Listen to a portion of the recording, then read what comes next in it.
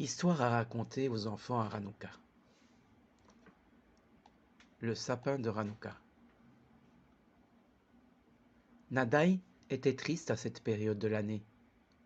Tout le monde s'activait pour acheter des sapins de Noël. Les guirlandes et les globes avaient envahi les magasins. Les petites ampoules colorées éclairaient les fenêtres qu'il croisait dans la ville. Il marchait, la tête basse, et traînait le pas enfui dans ses pensées. Il était tellement absorbé qu'il se cogna contre quelqu'un. « Oh, je vous demande pardon, monsieur !»« Cela n'est rien, mon garçon, » lui répondit celui-ci. Nadaï le regarda. C'était une personne âgée avec une grande barbe blanche. Il avait un costume vert foncé et un chapeau, assorti avec. Sur son chapeau apparaissaient 4 lettres en hébreu de couleur jaune foncé. « Je vois que tu es préoccupé. Qu'est-ce qui te tracasse ?»« C'est une période où les familles décorent les maisons avec de beaux sapins, des globes colorés, des guirlandes et des ampoules qui clignotent. Mais à la maison, on n'a pas tout cela. Cela te rend triste ? » ?»« Oui, monsieur. À l'école, mes amis ne parlent que de ça. »« Et pourquoi vous n'avez pas de sapin décoré ? » ?»« Nous ne fêtons pas Noël, nous. Nous sommes juifs. »« Ah, et vous ne fêtez rien d'autre ? » ?»« Bien sûr, nous fêtons Hanouka. »« Et Hanouka n'est pas une fête heureuse ? » ?»« Oh si, et elle dure 8 jours. »« 8 jours ?» interrogea l'homme. « Oui, nous fêtons le miracle des Lumières. Lors de la libération du temple de Jérusalem par les Maccabées, ils ont trouvé une fiole d'huile pour brûler les bougies un jour seulement. Mais la bougie a illuminé le temple pendant 8 jours, le temps qu'il fallait pour refaire l'huile nécessaire aux bougies. Intéressant. Et que faites-vous pendant 8 jours ? Nous allumons chaque jour des bougies de Hanouka. Le premier jour, une bougie, le deuxième jour, 2 bougies, et comme cela jusqu'au 8e jour. On joue avec des toupies et on mange de bons beignets. Et nous chantons les chansons de Hanouka. Eh bien, cela me paraît très joyeux tout ça. Et je vois que cela te plaît, tu avais des yeux pétillants en me racontant tout ça. Oui, c'est amusant. Alors pourquoi tu es triste ? Pas tous les enfants décorent leur maison avec de beaux sapins. Tu voudrais toi aussi un sapin ? Nadaï fit un grand oui de sa tête. Je vois. Et pourquoi tu ne peux pas décorer toi aussi un sapin ? Noël est une fête chrétienne, avec leurs traditions, de très belles traditions. Hanouka n'a pas de sapin dans les traditions. D'ailleurs, on dit le sapin de Noël. Le sapin de Noël, ce n'est qu'un sapin décoré. C'est très joli, c'est une très belle tradition, je te l'accorde. Ah ? À Hanouka, vous ne décorez pas la maison ? Nous avons une Hanoukia, un chandelier à 9 branches, avec des bougies colorées, des toupies, et nous faisons de dessins à thème plein de couleurs. Tu pourrais peut-être mettre un sapin à la maison que tu décoreras avec des toupies, des ranoukias que tu auras découpés. Tu pourrais mettre des guirlandes, des globes de couleurs décorés avec les lettres de mon chapeau. Nadaï regarda le chapeau de l'homme qui lui souriait. Sur celui-ci, il y avait 4 lettres en hébreu. Nun, Gimel, He et Pe.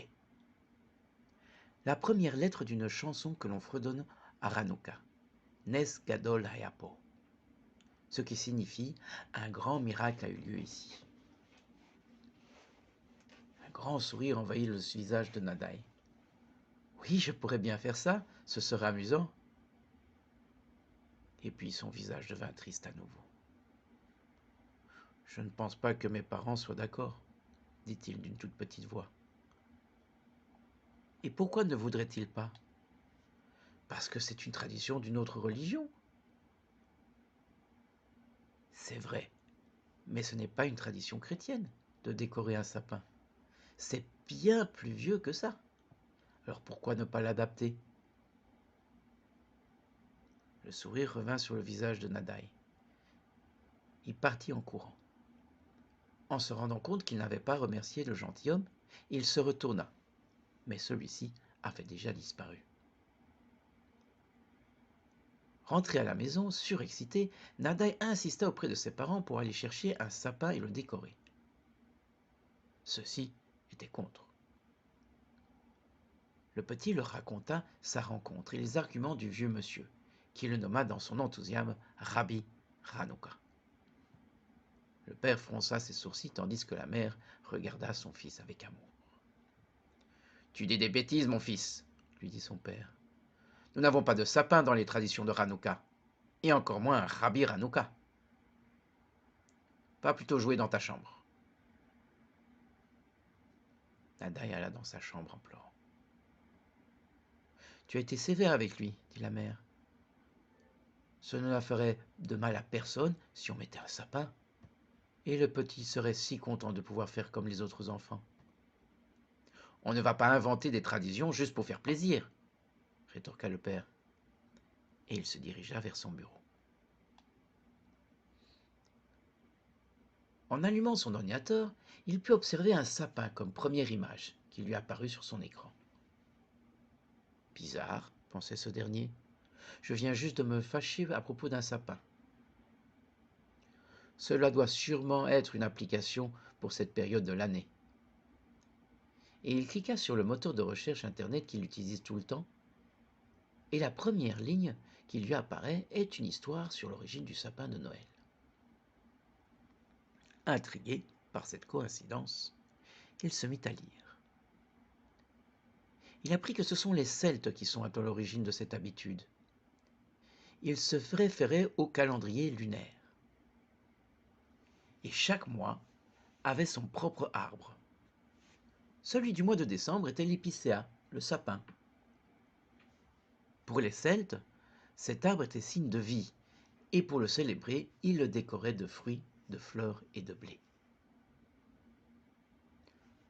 En lisant cela, le père se rendit compte que cette tradition n'avait du fait rien à voir avec Noël en particulier. Le peuple juif a toujours réussi à s'adapter, alors pourquoi pas un sapin? Il enfila sa veste et sortit de la maison sans rien dire. Il alla chez le marchand de sapins le plus proche et lui prit le plus beau. Il rentra à la maison et le monta dans le salon. Ensuite, il appela sa femme et son fils. Nadaï, en voyant le sapin dans le salon, rayonna de bonheur. Il se précipita vers son père pour le serrer dans ses bras. Yadan et ses parents s'amusèrent à adapter les toupies pour pouvoir décorer le sapin. Ils dessinèrent sur des globes des étoiles de David, des toupies, des lettres en hébreu et des Hanoukia. Ensuite, ils allèrent au magasin pour choisir les petites lampes. Il y avait une très belle complicité entre eux.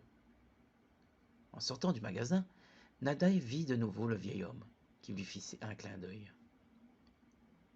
Quand il voulut le présenter à son père, celui-ci avait déjà disparu. Depuis ce jour-là, Nadaï est heureux à l'approche des fêtes d'hiver. En dehors du traditionnel allumage des bougies, il peut désormais lui aussi se vanter de décorer son sapin de Hanouka.